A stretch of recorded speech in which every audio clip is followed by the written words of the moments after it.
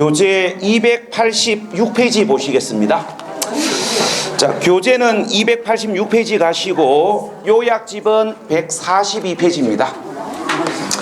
자, 요약집은 142페이지, 교재는 286페이지 보시면 우리가 주택 관련 개념 정리가 있고, 요게 이제 우리 시험 문제에서 간접적으로 가끔 한 번씩 나와요. 우리가 이제 주택 양도소득세 비과세를 물어볼 때 이 주택 관련 개념에다가 답을 던지는 경우들이 간혹 한 번씩이기 때문에 참고사항으로 이런 것들을 참고하셔야 됩니다. 자, 첫 번째 참고하셔야 될 거, 양도소득세를 비과세 받을 수 있는 주택은 무엇을 의미하는지. 그러니까 여러분들 교재는 이렇게 적어놨습니다. 교재에 286페이지 자 읽어보면 주택 개념 해가지고 이렇게 적어놨어요. 소득세법상 주택이란 공부상 용도에 관계없이 사실상 주거용으로 사용하는 건물을 말한다. 자, 그러면 금방 읽어본 이야기를 정리를 하면 이렇게 됩니다.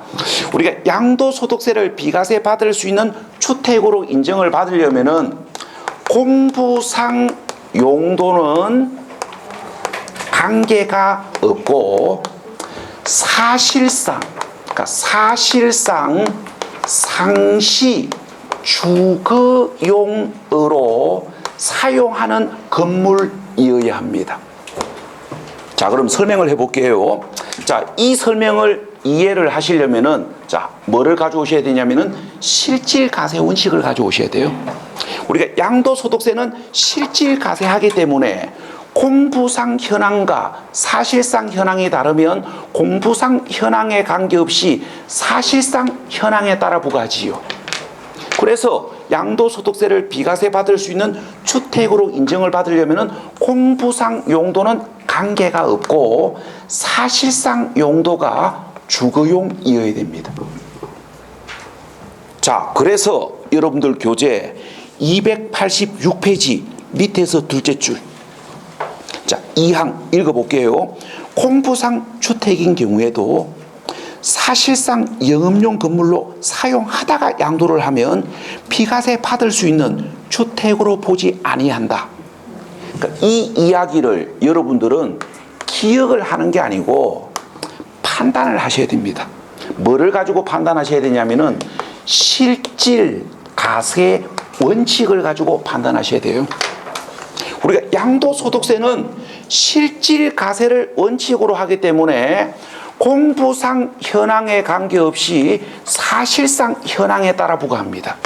그래서 제가 계속 강조하는 이야기, 양도소득세의 과세를 정할 때는 공부상 현황을 보고 판단하시면 안 되고 사실상 현황을 보고 판단하셔야 됩니다. 자, 그러면 자, 금방 읽어본 이야기, 공부상 주택인 건물을 사실상 영업용으로 사용하다가 양도를 하면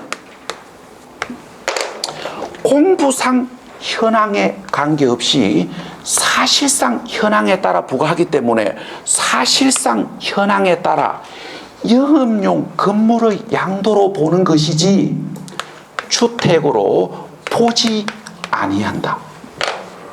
기억하는 게 아니고 실질과세 원칙을 가지고 판단하는 거예요. 자, 그 다음에 양도소득세를 비과세 받을 수 있는 주택으로 인정받으려면은 사실상 용도가 주거용인 건물을 상시 주거용으로 사용해야 됩니다. 그러니까 무슨 말이냐면은 사실상 용도가 주거용인 건물에 항상 거주하고 있는 사람이 있어야 된다고요. 그게 세입자든 건물주든 항상 거주하는 사람이 있어야만 주택으로 인정해요. 자, 그래서 판단하십시오. 별장, 콘도, 펜션, 기숙사, 합숙소는 주택으로 볼 수 없다. 왜? 상시 주거용으로 사용하는 것이 아니기 때문에. 그러니까 필요할 때 잠깐 주거용으로 사용하는 거지 1년 365일 계속 주거하는 거 아니잖아요. 그래서 야들은 상시주거를 하는 게 아니기 때문에 주택으로 보지 않습니다. 그러니까 요 이야기를 가지고 판단하는 거지 기억하는 거 아니에요. 자, 그 다음에 교재 287페이지 겸용주택입니다. 이제 이 겸용주택을 우리가 실무에서는 상가주택이라 그래요. 그러니까 우리가 겸용주택을 실무상에서는 상가주택이라고 이야기를 하는데, 자, 여러분들이 이제 아셔야 될 건 이겁니다. 자, 그림으로 설명해 봅시다. 자, 갑이 단독주택을 소유하고 있는데, 자, 1층은 상가로 사용하고 있고 2층, 3층을 주택으로 사용하고 있을 때, 이걸 이제 세법에서는 주거와 비주거에 겸한다고 어려운 말로 겸용주택이라고 이야기하고, 실무상에서는 상가주택이라고 이야기합니다. 자, 그러면 우리 시험에서 가끔 한 번씩 이걸 물어봅니다. 어디까지를 주택으로 볼 건지. 그러니까 요 주택으로 사용하는 부분만 주택으로 볼 것인지, 건물 전부를 주택으로 볼 것인지를 가끔 한 번씩 물어본다고요. 자, 그런데 자주 나오지도 않으면서 우리를 힘들게 합니다. 왜 힘들게 하냐면은 취득세, 재산세하고 양도소득세가 다르고요. 그 다음에 비과세 주택에서 겸용주택 주택 범위하고 양도소득세 세율을 결정하기 위한 겸용주택 주택 범위가 또 달라요. 자, 그런데 다행스러운 건 우리 시험은 비과세 주택에서 겸용주택 주택 범위만 물어보지 세율 결정 시의 겸용주택 주택 범위를 물어본 적은 한 번도 없습니다. 그래서 여러분들은 비과세 주택에서 겸용주택 주택 범위만 참고하시면 되고, 양도소득세 세율을 결정하기 위한 겸용주택 주택 범위는 몰라도 됩니다. 자, 그런데 이제 문제는 취득세, 재산세하고 헷갈리시면 안 돼요. 일단 취득세, 재산세부터 이야기합니다. 취득세, 재산세에서 겸용주택 주택 범위는 면적 크기에 관계없이 주택 부분만 주택으로 봐요. 우리가 취득세, 재산세는 면적 크기에 관계없습니다. 주택으로 사용하는 면적이 크냐, 주택으로 사용하는 면적이 적으냐, 면적 크기에 관계없이 주택 부분만 주택으로 봐요. 그러니까 그 이야기는 주택으로 사용하는 면적이 더 커도 취득세, 재산세는 주택으로 사용하는 부분만 주택으로 본다고요. 자, 그런데 양도소득세는 면적 크기에 따라 다릅니다. 어떻게 달라지냐면은 이렇게 달라져요. 주택 면적이 비주택 면적보다 크면 건물 전부를 주택으로 간주하고, 주택 면적이 비주택 면적보다 적거나 같으면 주택으로 사용하는 부분만 주택으로 봅니다. 그러니까 우리가 뭐 자주 출제되는 부분은 아니지만 어쩌다 한번 나와가지고 수험생들을 당황스럽게 만드는 경우가 있기 때문에 시간이 허락되면 여기 구분하셔야 됩니다. 면적 크기에 관계없는지, 면적 크기에 따라 달라지는지. 자, 그러면 이제 이 그림대로 이야기합시다. 자, 취득세는 어떻게 됩니까? 취득세는 주택 면적이 더 커도 주택 부분만 주택으로 봐요. 근데 양도소득세는 주택 면적이 더 크기 때문에 건물 전부를 주택으로 간주합니다. 자, 그 다음에 이제 여러분들이 요새 이제 해석하셔야 될 거. 우리가 이제 양도소득세에서 겸용주택, 주택 범위가 이렇게 된다라는 걸 참고하셔야 될 거. 우리가 주택으로 판정된 부분은 그러니까 주택으로 판정된 부분은 1세대 1주택으로 2년 이상을 보유했다면 양도소득세를 비과세 받을 수 있어요. 자, 그런데 비주택으로 판정된 부분은 1세대 1주택 소유자이더라도 비주택으로 판정된 부분은 비과세 받을 수 없습니다. 자, 그럼 이렇게 봅시다. 자, 이렇게 봐봐요. 갑이 4층 건물을 보유하고 있고,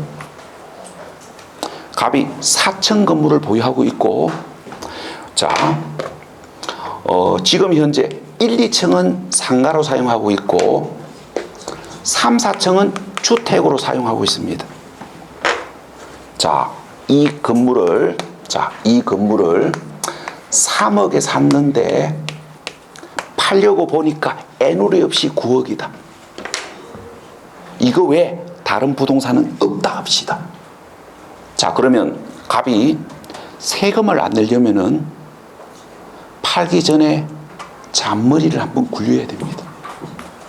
자, 이대로 팔면 그 다음에 10년 보유했습니다. 자, 이대로 팔면 주택 부분은 비과세 받지만 상가 부분은 비과세를 못 받습니다. 자, 오해의 소지를 없애기 위해서 주택 면적과 상가 면적이 같다 합시다. 자, 주택 면적과 상가 면적이 같다고 가정합시다. 자, 요대로 팔면 1세대 1주택을 2년 이상 보유하다가 팔았지만 상가 부분은 비과세를 못 받습니다. 왜? 주택 면적과 상가 면적이 같을 때는 주택 부분만 주택으로 보고 요 주택으로 판정되는 부분은 비과세 받지만 상가로 판정된 부분은 비과세 못 받아요. 그래서 비과세 받으려면은 방법이 있습니다. 팔기 한 달 전에 우리가 이제 구조 변경을 통해 가지고 요게 상가 부분 딱 3평만 주택으로 바꾸시면 돼요. 예를 들자면 상가 부분 3평만 주택으로 바꾸시면 됩니다. 그러면 주택으로 사용되는 면적이 상가로 사용되는 면적보다 더 크기 때문에 모두 주택으로 간주되거든요. 그럼 세금을 다 비과세 받는 거예요. 팔기 하루 전에만 그렇게 바꾸시면 됩니다. 그래서 보면 이제 이런 것들이 있어요. 그러니까 이렇게 해가지고 뭔가 세 열심히 받다가 팔기 전에 살짝 구조를 바꾸는 거예요. 해가지고 주택 면적이 조금만 더 크시면 됩니다. 그러면 전부 주택으로 간주되기 때문에 비과세 요건을 갖추면 모두 다 비과세 받을 수 있어요. 이렇게 하는 방법도 있습니다. 자, 그래서 이제 이게 언제 필요하냐면은 중개 실무를 할 때 이게 필요해요. 우리가 상가주택 중개를 할 때 이게 필요하기 때문에 우리 시험에 자주는 아니지만 간혹 한 번씩 물어봅니다. 가장 최근에 27회 때인가 26회 때인가 총합적 문제를 물어보면서 물어봤습니다. 그러니까 이 이야기하고 겸용주택 주택 범위를 알고 비과세 주택 부속토지 기준 면적을 알고 있고 주택 부속토지가 기준 면적을 초과하면 기준 면적 초과 부분은 비과세 대상에서 제외된다는 거. 이런 것들을 다 알아야 답을 찾을 수 있는 아주 종합적인 문제, 어려운 문제가 27회 때 나왔었고 그때 요걸 물어봤었습니다. 그래서 이제 뭐 자주는 아니지만 어쩌다 한 번씩 물어보기 때문에 시간 허락되면 겸용주택 주택 범위를 참고하고 계셔야 됩니다. 자, 그 다음에 교재 288페이지 고가주택은 1시간 전에 보셨고요. 그 다음에 288페이지 갈로 7번 주택에 딸린 토지의 범위, 이게 뭐 설명하는 거냐면은 비과세 주택 부속 토지 기준 면적을 설명하는 건데, 여러분들 교재에 정리된 건 2022년부터 시행되는 이야기이기 때문에 교재 내용을 기억하시면 안 되고, 도시지역안은 그냥 5배, 밖은 10배 이렇게 기억하셔야 됩니다. 자, 그 다음에 교재 289페이지. 자, 요약집은 132페이지 가시면 됩니다.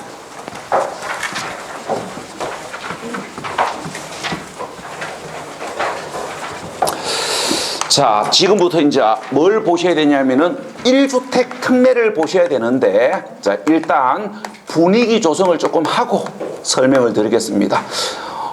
잠깐만요. 자, 우리가 이제 1시간 전에 주택 비과세 요건에서 주택 비과세 요건에서 뭐라고 배우셨냐면은 이렇게 배우셨습니다.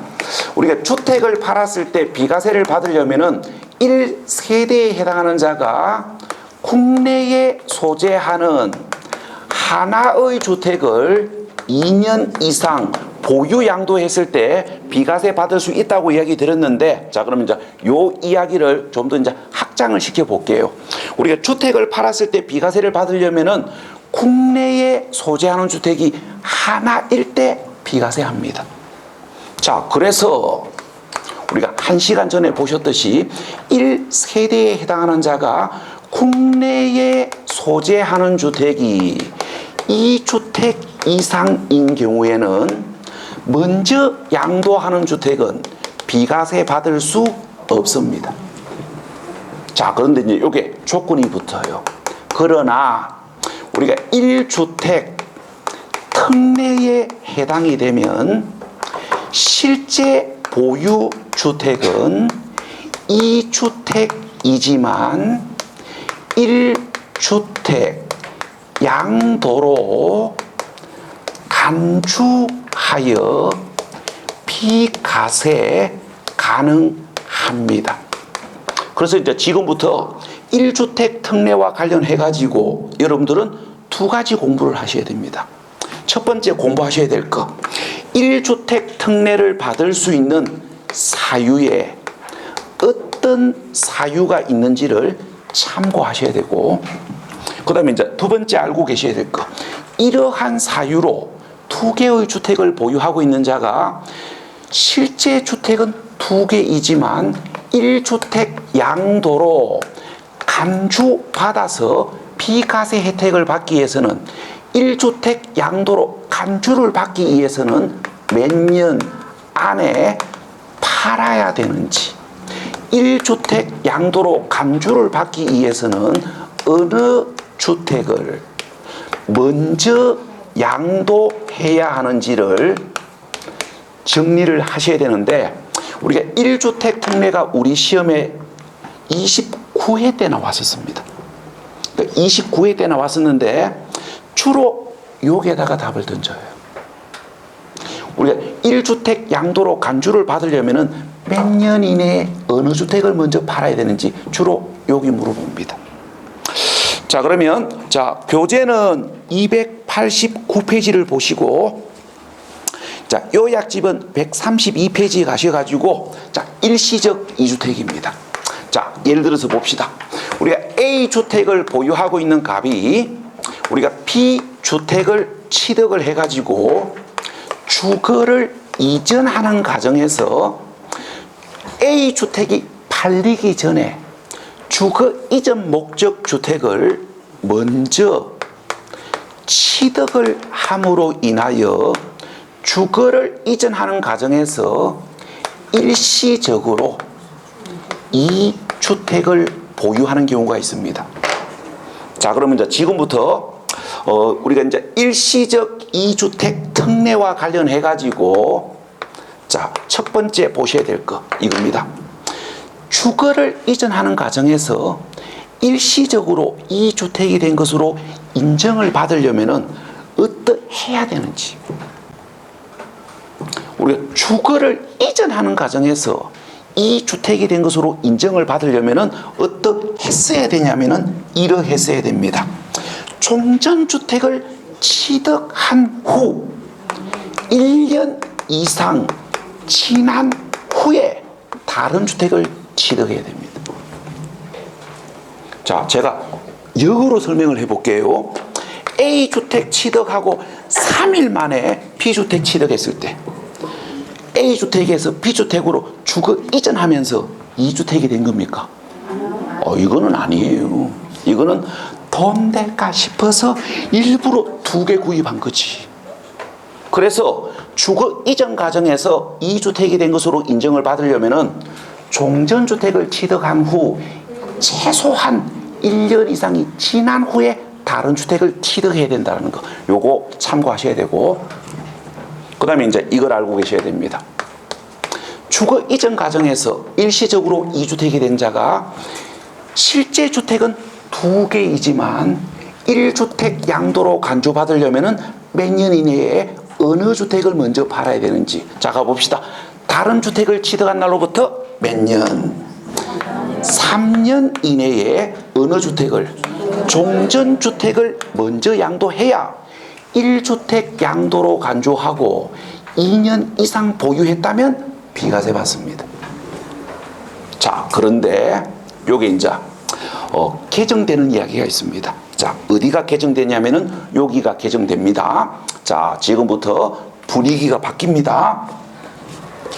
자, 초정 대상 지역 안에 종전주택을 소유하고 있는 자가 초정 대상 지역 안에 소재하는 신규 주택을 취득함으로 인하여 일시적 2주택이 된 경우 1주택 양도로 간주를 받기 위해서는 어떻게 했어야 되냐면은 이러했어야 됩니다. 자, 첫 번째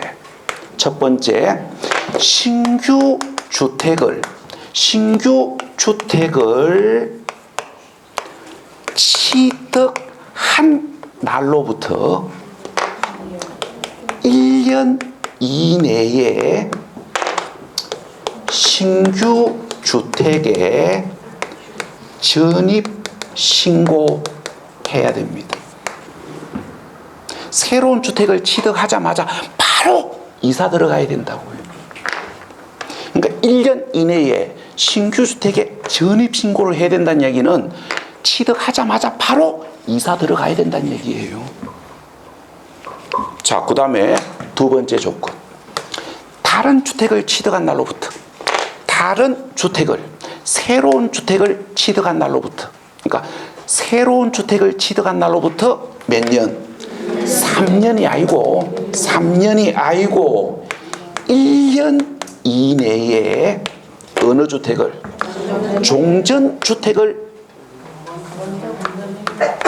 종전주택을 먼저 양도하셔야 됩니다. 그래야만 1주택 양도로 간주하고 비과세합니다. 자, 그러면 이제 지금부터 자, 이걸 구분하셔야 됩니다. 자, 가봅시다. 우리가 일반 지역 소재 일시적 2주택하고 초정 대상 지역 소재 일시적 2주택은 1주택 특례를 받기 위한 조건이 두 군데가 같고 두 군데가 달라요. 두 군데는 같고 두 군데는 다릅니다. 어디가 같고 어디가 다른지가 구분이 되셔야 됩니다.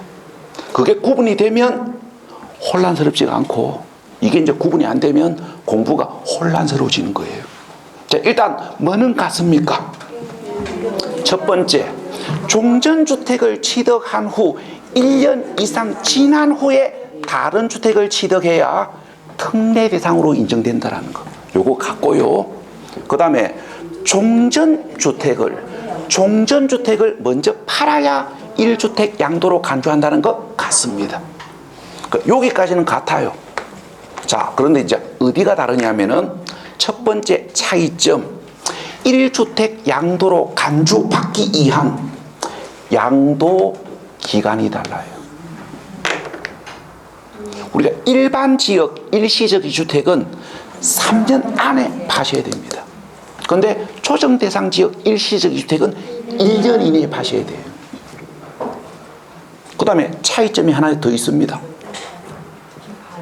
어떤 차이점이 하나 더 있냐면은, 자, 우리가 일반 지역 소재 일시적 이주택은 새로 취득한 주택에 몇 년 안에 이사 들어가야 한다, 이런 조건은 없어요.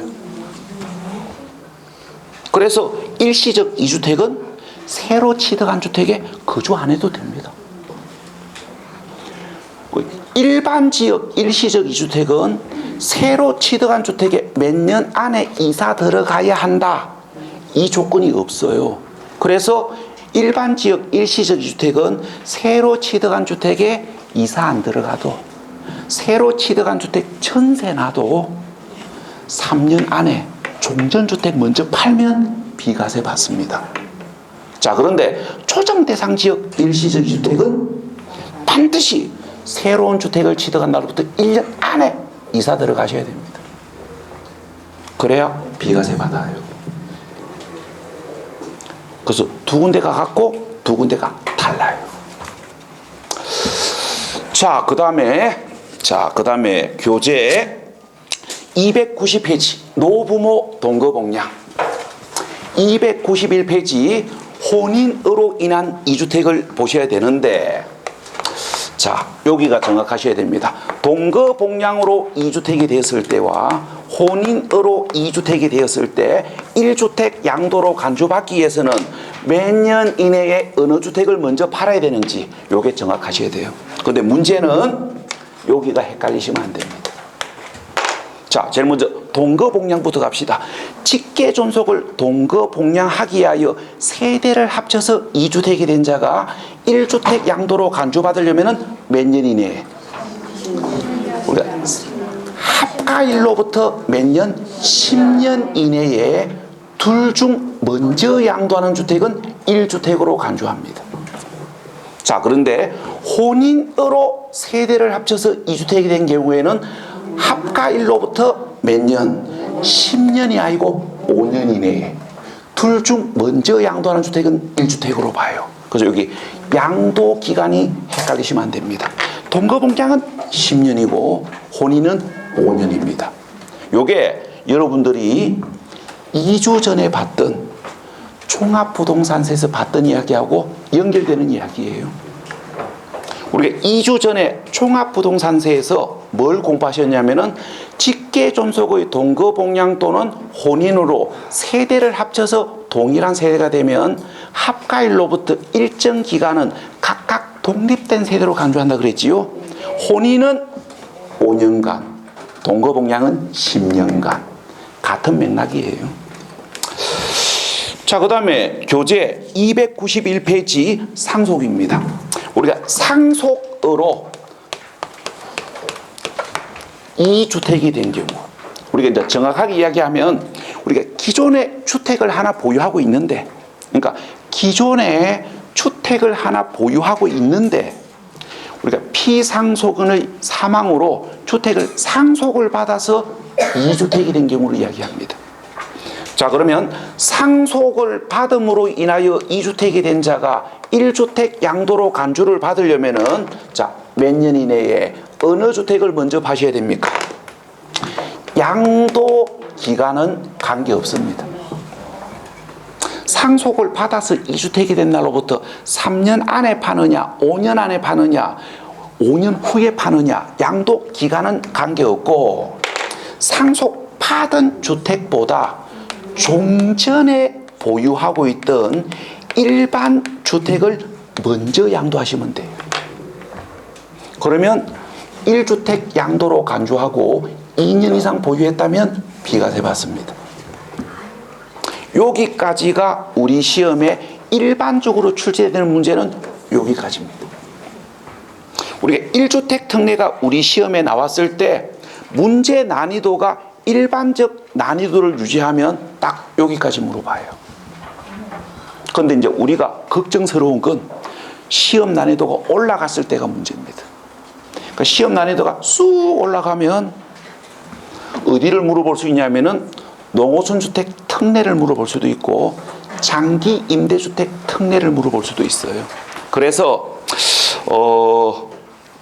뭐 세법을 공부할 수 있는 시간이 충분히 허락이 되시는 분들은 우리가 농어촌 주택 특례, 장기 임대주택 특례도 한번 눈길을 주고 가는 것도 괜찮습니다. 만일의 사태를 대비하기 위해서. 자, 그래서 교재 292페이지 농어촌 주택 특례입니다. 자, 교재는 292페이지를 가시면 되고 요약집은 134페이지입니다. 요약집 134페이지. 자, 일단 기본 개념이 이렇게 됩니다. 하나의 농어촌 주택과 하나의 일반 주택을 소유함으로 인하여 이 주택 소유자가, 그러니까 하나의 농어촌 주택과 하나의 일반 주택을 소유함으로 인하여 이 주택 소유자가 일반 주택을 먼저 양도를 하면 1주택 양도로 간주하고 비과세를 적용합니다. 근데 이제 문제는 이거예요. 그럼 여기서 특례를 받을 수 있는 농어촌 주택이 어떤 주택인지를 알아야 됩니다. 그러니까 특례를 받을 수 있는, 우리가 농어촌 주택 보유자가 일반 주택을 팔았을 때 비과세를 받을 수 있는 농어촌 주택으로 인정을 받으려면은 단순하게 이야기하면 투기 의도가 없어야 됩니다. 순수한 농어촌 주택이어야 됩니다. 투기 의도가 요만큼이라도 있으면 안 돼요. 자, 그러면 투기 의도가 없는 농어촌 주택. 자, 생각나는 거 있을 겁니다. 상속받은 농어촌 주택. 그 다음에 정든 고향을 떠난 자의 고향주택. 그 다음에 기농주택. 이 투기 의도가 없잖아요. 자, 그런데 세법이 만만하지는 않습니다. 진짜인지 확인합니다. 이게 찐인지 확인한다고요. 자, 그럼 가보세요. 이게 진짜 상속받은 농어촌 주택이 맞는지를 확인한다고요. 어떻게 확인하냐면은 이렇게 해요. 피상속인이 5년 이상 거주한 농어촌 주택이 됩니다. 그러니까 우리가 이거예요. 그냥 현실적으로 이야기합시다. 우리 아버지가 5년 이상 거주한 적이 있어야 이걸 상속받은 농어촌 주택으로 인정해 준다고요. 우리가 이제 이걸 한마디로 딱 설명하면 상속받은 시골 고향주택 아닙니까? 그러니까 상속받은 시골 고향주택으로 인정받으려면은 우리 아버지가 최소한 5년 이상 거주한 적이 있어야 상속받은 시골 고향주택으로 인정한다고 해요. 여기가 정확하셔야 됩니다. 우리 아버지가 몇 년 이상 거주한 적이 있어야 되는지. 시험장 가면 3년이냐고 물어봅니다. 그 다음에 자, 인농인이 5년 이상 거주한 인농주택. 우리가 이제 이런 경우도 있지요. 시골에 살고 있던 갑이 갑자기 도시로 이사를 가는 경우가 있습니다. 이게 뭡니까? 이게 우리가 어려운 말로 뭡니까? 이농 아닙니까? 농촌을 떠났다고요. 뭐 때문에? 교육 때문에. 제일 큰 이유가 그겁니다. 자녀들 교육 문제 때문에. 요새 시골에 가면 교육시설이 너무 낙후되어 있습니다. 학교만 뻔지리하게 지났지. 우리가 시골 학교가 제일 좋아요. 가보십시오. 제가 태어난 고향에 초등학교 가면요. 와, 이거 완전히 뭡니까? 그 호화저택입니다. 그 교실에 뭡니까? 세면대 다 있고요. 뜨신물 나오고. 초화실로 지났어요. 근데 한 반에 학생이 3명 있고 이랬습니다. 최근에 시골에 보면은 이제 근데 이게 뭐냐면 근데 이게 보면은 여러 면을 통합해서 지어놓은 학교예요. 그러니까 뭐 5개 면 통합해가지고 하나 새로 깨끗하게 지어놓고 그 나머지 이제 면지역에 있는 학생들을 뭡니까? 스쿨버스로 실어다 날라요. 그래서 시설은 진짜 잘 해놨는데 문제는 그 교육 환경이 너무 열악합니다. 하다못해 학원이라는 거 없습니다. 그 학원 만들면 한 달 만에 학원 문 닫아야 되는데요. 학생이 없는데. 그래서 이제 뭡니까? 교육 때문에 도시로 나오는 거예요. 이게 이제 인홍이거든요. 그러면 이제 이거예요. 우리가 이제 정든 고향을 떠난 자의 인홍주택으로 인정받으려면은 인홍인이 몇 년 이상 거주한 적이 있어야 하는지 요게 포인트예요. 5년 이상. 그러니까 우리가 이제 이거예요. 피상속인 또는 인홍인이 5년 이상 거주한 적이 있어야만 이걸 뭡니까? 상속받은 고향주택, 정든 고향을 떠난 자의 고향주택으로 인정해 주겠다고요. 그러니까 기간이 정확하셔야 되고, 그 다음에 이제 기농주택 요건을 충족하는 기농주택이어야 되는데, 요 기농주택 요건이 우리 시험에 혹시 실수로 나올 수도 있습니다. 우리가 이제 기농주택으로 인정을 받으려면은 고가주택 아니어야 되고요. 대지 면적은 660 이내여야 되고 1000평방제곱미터 이상 농지가 있어야 됩니다. 왜 1000 이상이어야 되는지는 농지법에서 공부하셨습니다. 우리가 1000평방제곱미터 미만이면 주말 농장이지. 그래서 1000은 넘어야 된다고요. 요 정도 이야기를 기농주택 요건으로 눈도장 찍으시고, 자, 그 다음에 이제 이걸 보셔야 됩니다. 뭐를 보셔야 되냐면은 우리가 1주택 특례가 비과세를 받으려면은 2년 이상을 보유해야 됩니다. 우리가 일시적 2주택, 상속 2주택, 동거복량 2주택, 혼인 2주택이 비과세를 받으려면은 양도일 현재 2년 이상 보유해야 비과세가 됩니다. 자, 그런데 이제 특이한 게 있어요. 기농주택 보유자가 일반 주택을 팔았을 때는 보유기간에 관계없이 비과세 줍니다. 기농주택 보유자가 일반 주택을 팔았을 때는 보유기간에 관계없이 비과세 줘요. 자, 왜 그러냐면은 그 이유는 이렇습니다. 자, 이걸 생각하셔야 됩니다. 와, 팔았습니까? 기농하려고.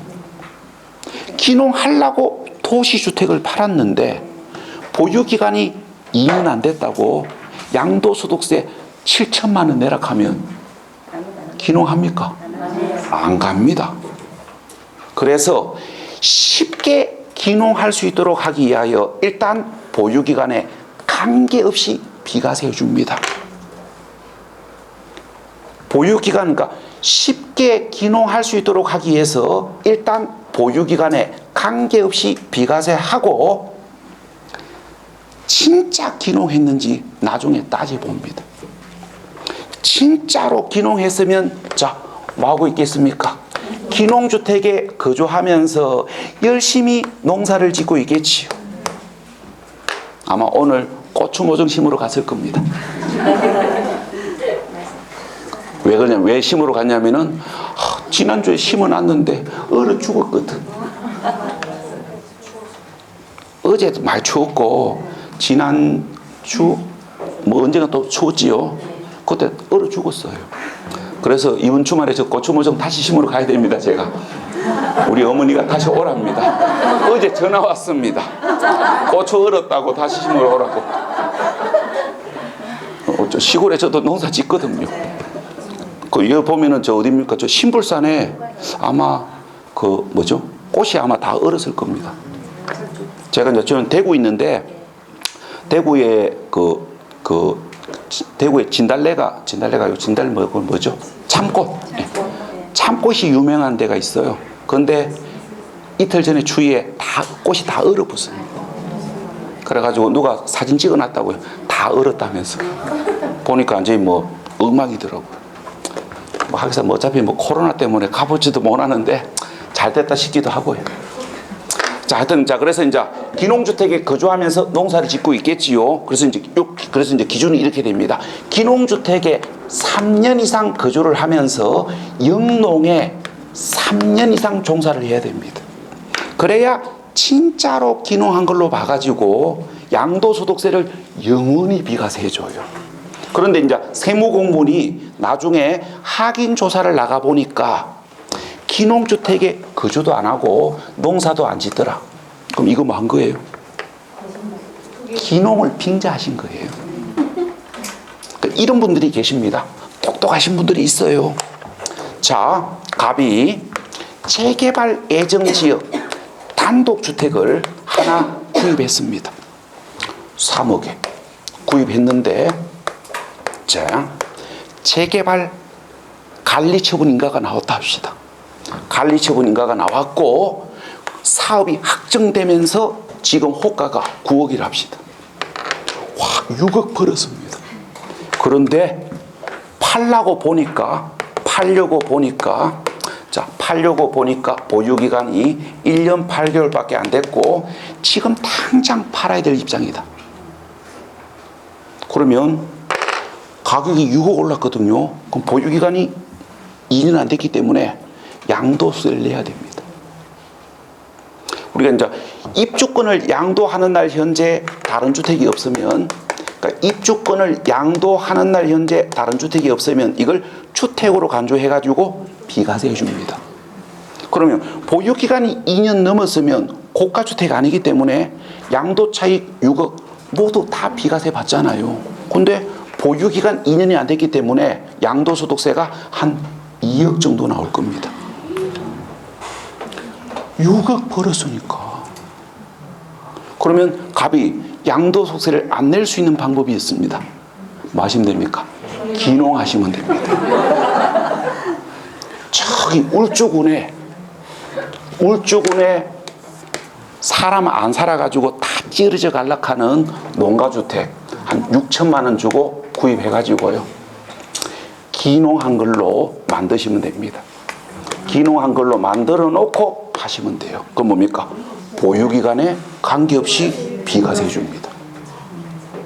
이렇게 머리 좋으신 분들이 있어요. 그러니까 이렇게 이제 하면 세무공무원이 이제 뭐 한다고요?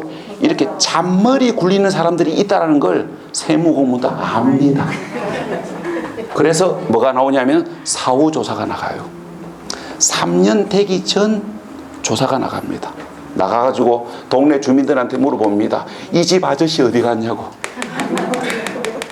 그래서 이제 이렇게 이제 기농한 것처럼 만들어가지고 비과세를 받았으면 동네 주민들하고 관계를 잘 유지하셔야 됩니다.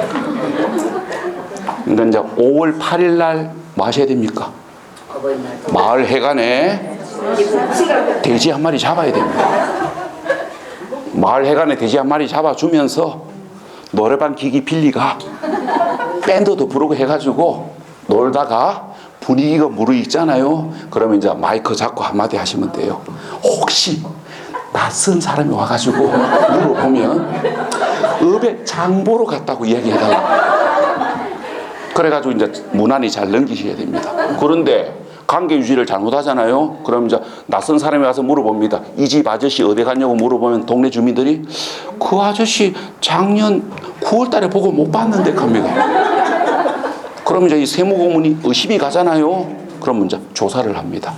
뭐 조사합니까? 그렇다고 여기 와가지고 매일 들여다볼 수는 없잖아요. 뭐 합니까? 카드 사용 내역을 조사해요.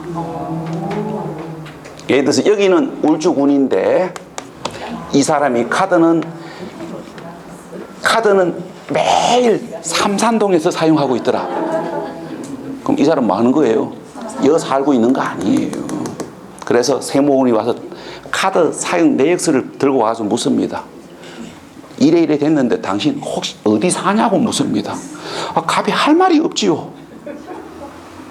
365일 삼성도 놀러 갔습니까?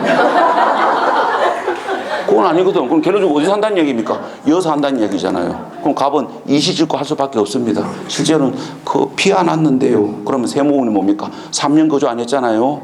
그러면 일반주택 양도시 비과세였던 세금 추징이 들어와요.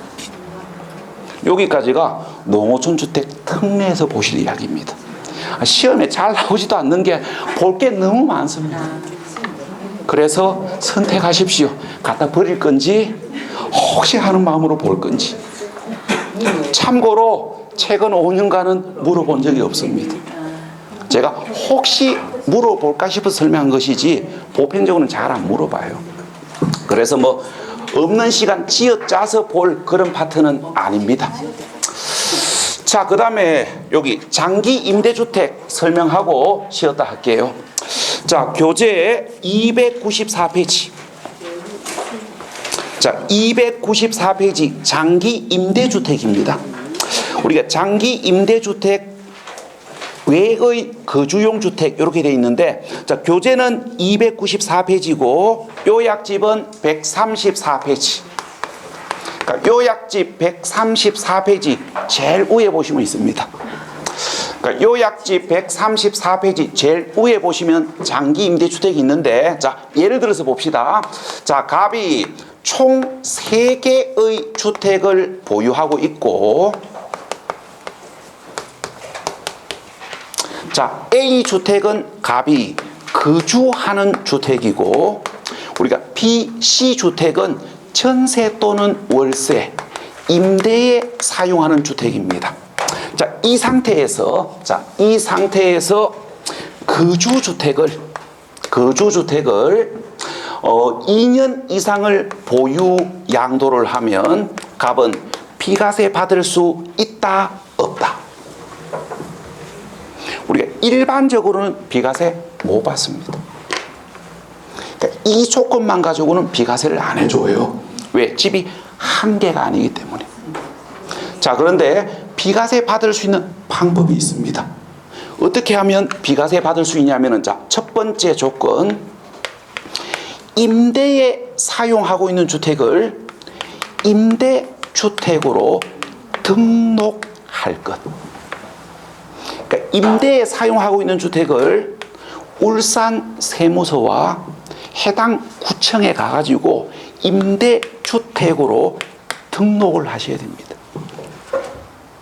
자, 그 다음에 두 번째 조건, 임대주택 등록 후, 그러니까 임대주택 등록 후 거주주택 거주기간이 2년 이상인 상태에서 거주주택을 먼저 파시면 돼요. 그러면 양도일 현재 여러 개의 주택을 보유하고 있지만 1주택 양도로 감주하고 고가주택 아니고 2년 이상 보유했다면 비과세 받습니다. 그래서 이제 시험 문제에서 장기 임대주택 소유자가 거주주택 양도 시의 주택 비과세를 물어보면, 첫 번째, 임대주택으로 등록했는지 확인하시고, 임대주택 등록 후 거주기간이 2년 이상인지 확인한 후에 이 조건과 이 조건을 동시에 충족한 상태에서 장기 임대주택 소유자가 거주주택을 양도하면 2주택 이상 소유이지만 1주택 양도로 간주하고 비과세 받을 수 있다고 답하시면 됩니다. 여기까지가 1주택 특례에서 보실 이야기입니다. 자, 10분 쉬었다가 이어가겠습니다.